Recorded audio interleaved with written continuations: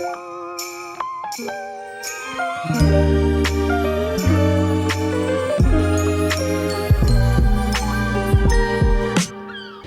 a year ago we introduced some chickens into our garden. I didn't talk about it much at the time because they were new to me, but we've had them for quite a while now, so I thought I'd start introducing them into this channel.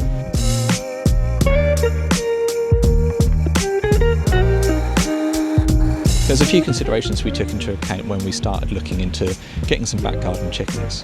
Firstly, we needed to decide whether we were going to grow them for our own meat or whether or not we wanted them for eggs. And we've chosen eggs because these are around our house and ultimately they're becoming pets to us. So we don't particularly want to be eating those pets. We're also keen to allow our chickens to roam the garden, so I was looking for a breed that wouldn't destroy the garden, as I really want to try and grow this up. And chickens are notorious for being really destructive of gardens.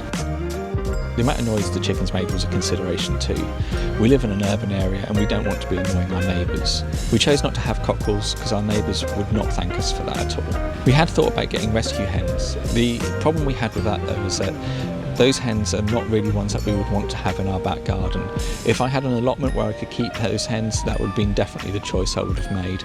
But unfortunately, we're in our garden, so I'm looking for ones that are going to be not very noisy and definitely not destructive. We chose to get bantams, and we have a selection of different types of bantams. We have 8 hens in our flock and 4 different breeds. We have one Polish chicken that we've called Bubble because of its bubble on its head. We have a West Sussex, which is an absolutely beautiful looking chicken, and that's called Meg.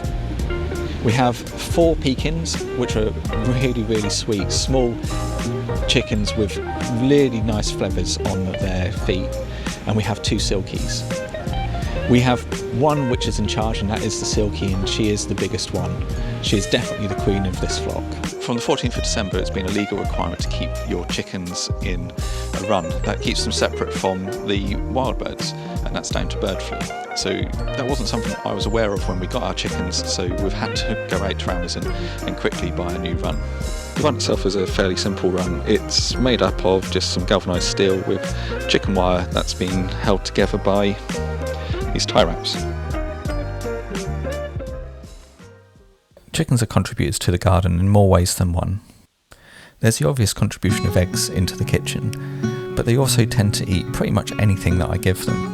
So if I've got any scraps left over, or anything that's coming out of the veg patch that I don't want to eat myself, I can give it to the chickens. After a while, the chickens will turn those scraps into something that I can put on my garden and to grow my next crop in. But be sure to leave their waste for a couple of months, as it contains a lot of ammonia which could be damaging to your plants. Chickens are fairly self-sufficient, and I tend to clean them out once every 2 weeks or so, and that just depends on how much time they're spending in their coop. I put their hay and waste straight into the compost, and I'll leave it there for quite a few months whilst it breaks down. I'll be using this probably later this year, and hopefully it will really boost the growth in my garden.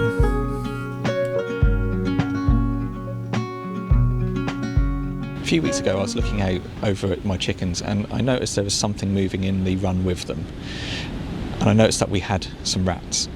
Now, rats are something that will be attracted to places that have chickens. It's because there's water and there is food available to them.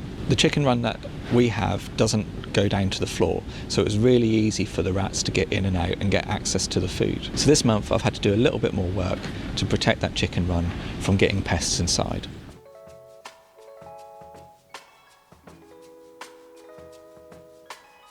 To stop the rats getting in, I'm going to put a skirt of chicken wire around the run.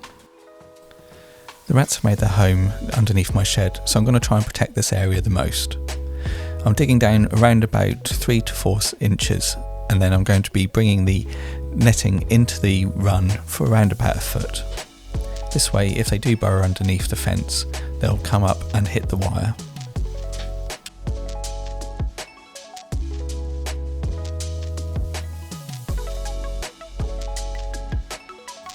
For the other 4 edges, I'm just going to dig in a wire mesh around about 4 inches deep, and again to try and deter the rats from burrowing and getting through into the chicken run.